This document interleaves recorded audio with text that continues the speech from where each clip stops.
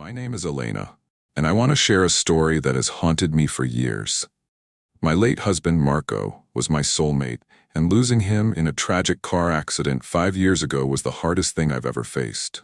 As I write this, it's the anniversary of his passing, and I feel ready to recount an experience that has lingered in my mind ever since. Marco and I were both from Spain, and we always dreamed of visiting the Scottish Highlands. We planned to go, but life got in the way, and we never made it. After his death, I decided to take the trip alone, hoping it would bring me some peace. I was 34, childless, and the thought of traveling solo was daunting, so I opted for a guided tour, thinking it would be less lonely. The tour covered several locations: Edinburgh, Inverness, Loch Ness, and the Isle of Skye. I tried to be enthusiastic, knowing Marco would have loved it, but the trip felt bittersweet without him. On the first night in Edinburgh, I found myself in a cozy pub, trying to drown my sorrows in a glass of whiskey. That's when I noticed a man sitting at the bar. He was in his late 30s, with curly black hair and a rugged look. His gaze was intense, almost as if he could see right through me. At first, I dismissed it as the curiosity of a stranger, but his stare was unnerving.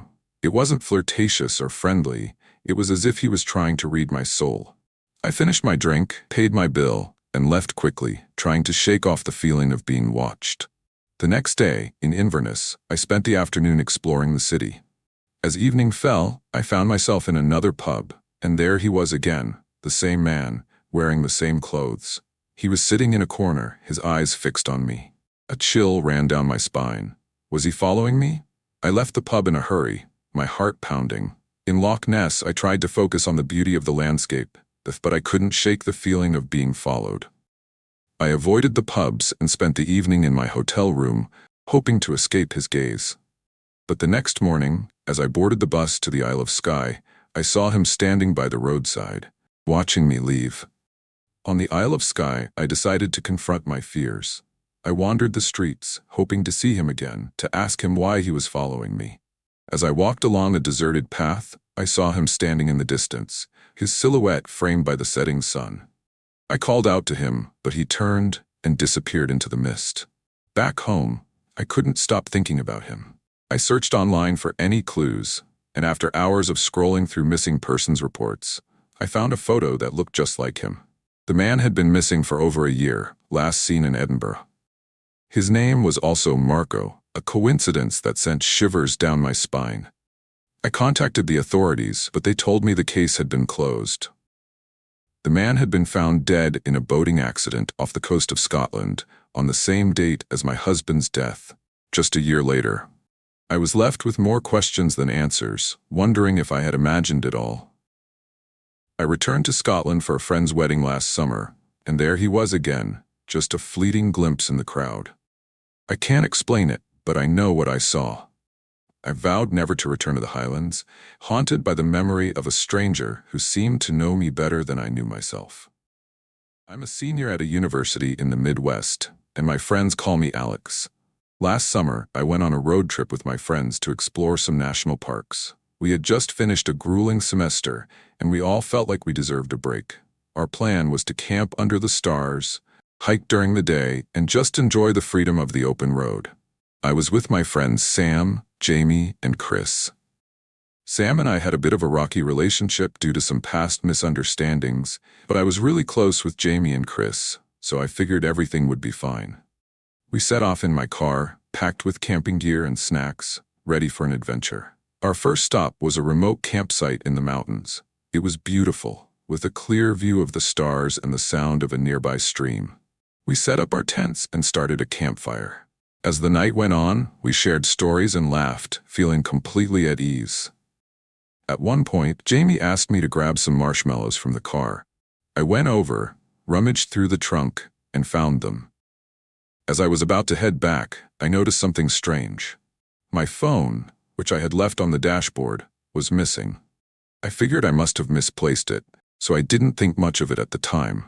The next morning, I searched the car thoroughly, but still couldn't find my phone. I started to worry, but my friends assured me it would turn up. We spent the day hiking and exploring, and I tried to put it out of my mind. That evening, as we sat around the campfire again, I borrowed Jamie's phone to check my phone's location. To my surprise, it showed up as being right at our campsite. I looked around, confused, but there was no sign of it. I mentioned this to my friends, and they seemed as puzzled as I was, except for Sam, who seemed unusually quiet. The following day, we decided to move to a different campsite. As we packed up, I noticed Sam acting a bit strange, but I brushed it off. We drove to the next location, a secluded spot by a lake. It was even more beautiful than the first, and I was determined to enjoy it despite my missing phone. That night, as we sat by the lake, I checked the location again. This time, it showed my phone was right on top of us. I was frustrated and started to suspect that someone was playing a prank on me. I confronted Sam, who denied knowing anything about it, but I couldn't shake the feeling that something was off. The next morning, I woke up early and decided to take a walk by myself. As I wandered through the woods, I stumbled upon a small clearing. There, lying in the grass, was my phone. I picked it up, relieved but also confused. How did it get there? I returned to the campsite and showed my friends. Sam finally admitted that he had taken it as a joke, thinking it would be funny to see me freak out. I was furious, but also relieved that it was just a prank. We had a long talk, and Sam apologized, promising never to pull something like that again. The rest of the trip went smoothly, and we all had a great time. But the experience left me feeling uneasy, knowing how easily things could have gone wrong. I learned to be more cautious and to always keep an eye on my belongings, even when surrounded by friends. I've always been fascinated by the idea of working in a remote, picturesque location. The thought of being surrounded by nature away from the hustle and bustle of city life seemed like a dream come true. So, when I was offered a job as a caretaker at a secluded mountain lodge, I jumped at the opportunity. The lodge was nestled deep in the woods, miles away from the nearest town, and promised a peaceful escape. The first few weeks were everything I had hoped for. The air was crisp, the views were breathtaking, and the solitude was refreshing. I spent my days maintaining the property, ensuring everything was in order for the occasional guests who would visit.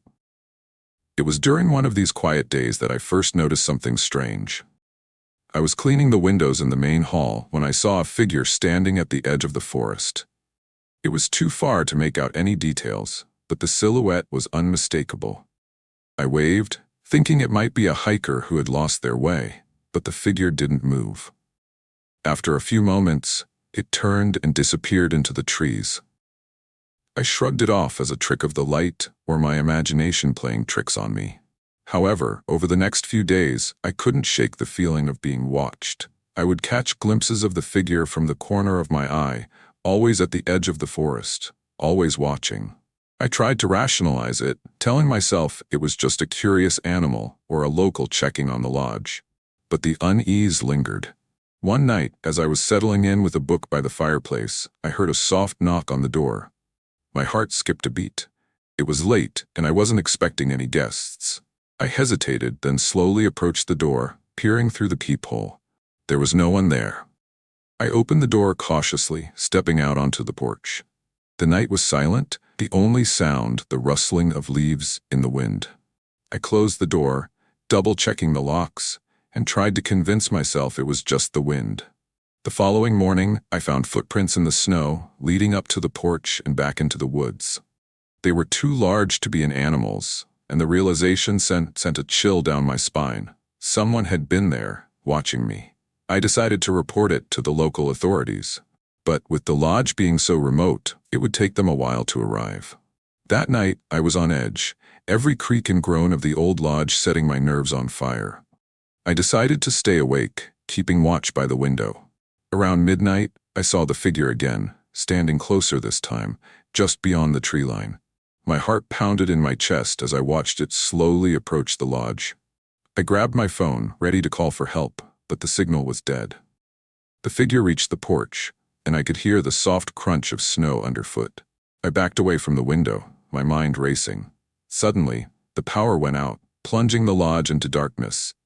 Panic set in as I fumbled for a flashlight, the beam cutting through the blackness. I heard the door creak open, and I knew I had to hide. I slipped into a small storage room, trying to steady my breathing. Footsteps echoed through the lodge, slow and deliberate. I held my breath, praying they wouldn't find me. Minutes felt like hours as I waited in the darkness, the footsteps growing fainter until they finally disappeared. When the authorities arrived the next morning, they found the lodge empty, save for me, shaken and exhausted. There was no sign of forced entry, no evidence of anyone else having been there. They assured me it was probably just a prank or a local trying to scare me, but I knew better. I left the lodge that day, unable to shake the feeling of being watched, even as I drove away. The experience left me questioning my love for solitude and the allure of remote places. I realized that sometimes the peace and quiet we seek can hide something far more sinister.